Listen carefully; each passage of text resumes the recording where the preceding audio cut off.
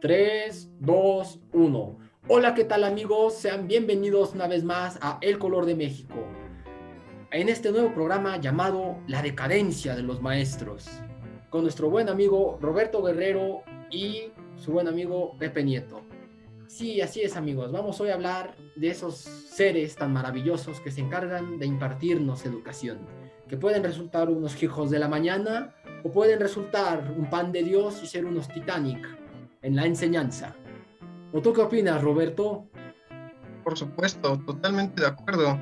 Un tema que nos lleva por distintas vías, ¿no? Desde el sendero triste hasta el sendero de felicitarlos, ¿no? Pero bueno, a lo largo de estos minutos vamos a tratar de explicarlo con un toque cómico y un toque meramente técnico. Así es, Roberto. Y por ejemplo, ¿tus maestros cómo eran en la primaria, Roberto? ¿Eran buenos? ¿Eran barcos? ¿Eran unos desgraciados? ¿Cómo eran, Roberto? O inclusive en la secundaria o en la universidad, ¿cómo son? ¿Cómo han ido cambiando? ¿Tú cómo has sentido ese cambio a nivel educativo? Sí, me ha tocado de todo, ¿no? Maestros que anhelas hacer como ellos, que en un futuro tú deseas superarlos. ¿Por qué? Porque te ponen un ejemplo de clase, de categoría, de sabes qué, todo se puede lograr y con estrictas medidas de que la disciplina, la constancia, los valores y todos esos conocimientos que vas adquiriendo precisamente van a ser en tu favor y para formar un verdadero profesionista de bien dentro de una sociedad. Ahora, me ha tocado de la otra cara de la moneda, estos que, y hasta este momento en nivel superior, que llegan, imparten una clase y ¿sabes qué? Bye bye, nos vemos hasta el final del semestre, te aplico un examen y a como te vaya. Aprendas o no aprendas, es tu manera de estudiar. Y eso es triste. Veíamos en distintos documentales, en distintos libros por autores, no solamente europeos, sino latinoamericanos, que las técnicas, las estrategias en cómo se imparten clases en Europa, en México, bueno, en Latinoamérica, todo, es muy, muy distinta. Lo veíamos con una carga excesiva de trabajos, de tareas, en comparación de los otros países que son del primer mundo y por algo lo son, ¿no?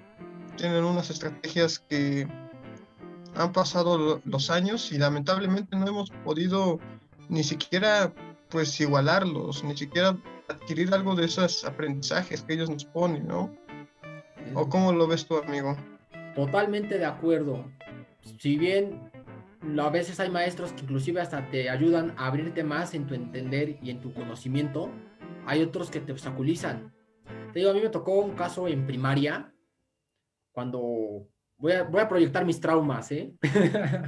Pero te digo, por ejemplo, lo que era la división, ves que hay dos métodos, el que es de resta y el que es modo directo. Y la maestra, hubo un maestro, o sea, tomaba en ese tiempo asesorías, aparte de la escuela donde estaba, y la maestra específicamente nos dijo, no, dice, es que yo quiero que hagan con resta. Yo no le entendía lo de la resta. Ya después ya fui entendiéndole más, pero a mí se me hacía más fácil el modo directo. Entonces, ¿qué pasa? La maestra ya me estaba obstaculizando, ya me estaba como bloqueando esa manera didáctica que tú puedes ir aprendiendo. Y yo creo que a muchos de los que, igual de los internautas que nos están viendo, o inclusive a ti, Roberto, que el mismo maestro ha sido tu propia ancla al momento de estar aprendiendo. O es el que te ayuda a elevar más tu conocimiento y a que no únicamente te tienes que quedar con lo que él te da, sino más allá, siempre ir más allá. Hay otros que se encargan de obstaculizar y cerrarte ese mundo de educación tan maravilloso que puede haber. ¿Sí o no, Roberto? Sí, por supuesto, lo veíamos, ¿no? En la primaria me tocaba ver muchos casos en donde los niños no querían ir a la escuela, no tenían ese ímpetu, esas ganas, esa actitud. Y a veces influye mucho lo que tú mencionas, ¿no? La forma de impartir clase. Ah, también los incentivos que se pueden dar dentro del aula. Vemos las escuelas aquí cerca, norteamericanas, en Estados Unidos de América, que tienen psicólogo, tienen preparadores físicos, tienen clubs, tienen distintos formatos para que precisamente el alumno, el niño, el adolescente se vaya acoplando y vaya disfrutando al mismo tiempo ese conocimiento, pero con otro tipo de actividades fuera de ellas, ¿no? Exactamente. Y sabes, igual, no sé si has igual conocido que hay distintos tipos de conocimiento. Y ves que la mayoría siempre te quiere encerrar en lo que son las ciencias exactas. Si no perteneces a las ciencias exactas o no eres bueno, eres un inepto de por vida. Cosa que está mal en Sí, nuestro modelo educativo, ¿no? sí. ¿Qué pasa en las pruebas enlace que se solían hacer en la primaria? Ah, ¿Qué áreas eran las que decían, aquí están los buenos y aquí están los que nada más no van a dar nada en la sociedad? nada en la Si sociedad. salías mal en matemáticas y en español, puta, ya no tienes futuro, ¿eh? Sí, Aunque tengas otro tipo de habilidades, hay jóvenes o niños que demuestran habilidades en un área específica, como este de la gastronomía, totalmente. Lo que es la gastronomía, la las poesía, artes. la filosofía, las artes. O sea, la inteligencia no se mide con un uno y un cero. Va más allá la inteligencia humana.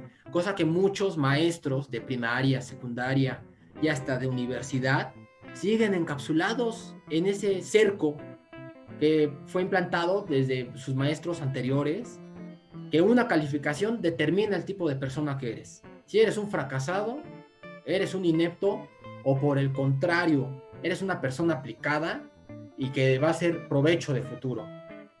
Y sí, totalmente de acuerdo contigo, Roberto.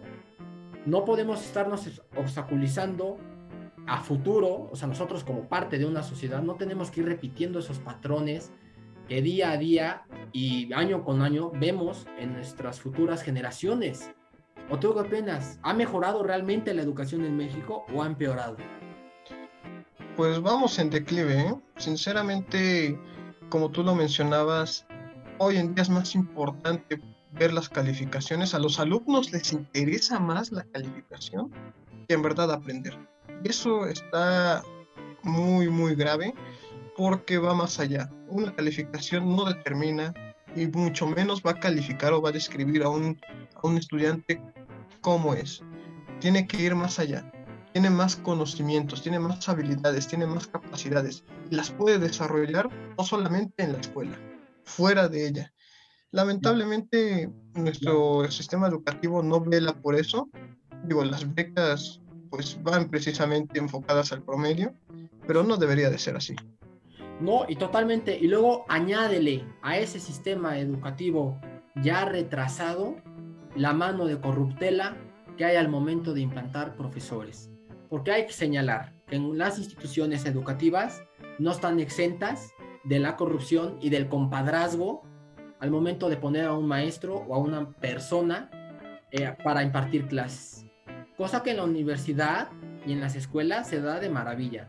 Si eres el amigo de fulanito de tal, ¿sabes qué, compadre? Tú tienes el puesto garantizado para pertenecer y dar cátedra o dar clases en ese mismo lugar.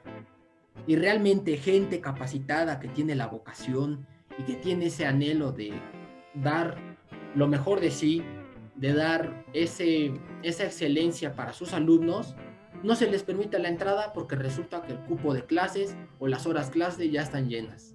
¿Tú qué opinas al respecto, Roberto, de la corrupción dentro de las instituciones educativas? Que da coraje, por cierto. Sí, por supuesto, lo hemos visto desde el tema de la primaria, secundaria, hoy en día en la universidad. Digo, no abordarlo como una premisa universal, No, porque no. tengo maestros que mis respetos, quiero ser como ellos, te hacen superar a ti mismo, adquieres conocimientos como no tienes idea, pero como lo mencionaba hace un momento y lo mencionabas también tú, lo destacabas, hay maestros que simplemente, perdón, pero no dan una. No están hechos para un instrumento pedagógico, no tienen una idea de cómo manejar precisamente un salón de clases. Pero hay que ver las grietas precisamente. Es por este sistema de corrupción. ¿Qué hacen? Llegan los directivos y lo que hacen es meter a sus amigos.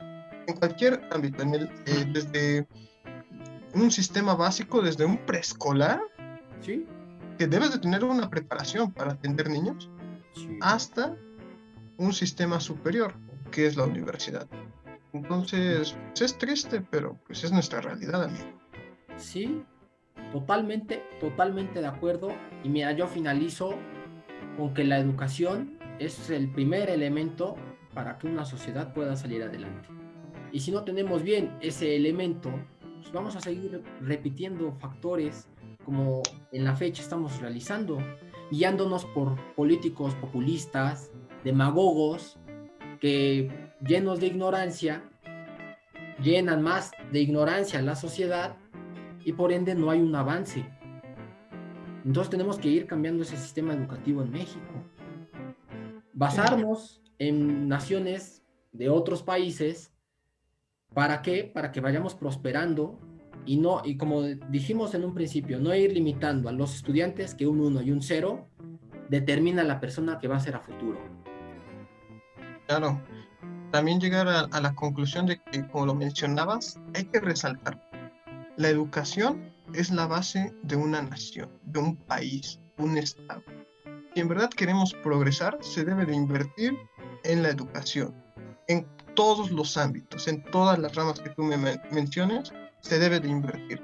La educación es el sistema, es la base de una economía de un país. ¿Por qué? Porque a través de ello vas a forjar profesionistas que en un futuro van a hacer que precisamente ese estado se desarrolle y crezca y puedas estar dentro de un sistema de competencia a nivel mundial. Totalmente de acuerdo, Roberto.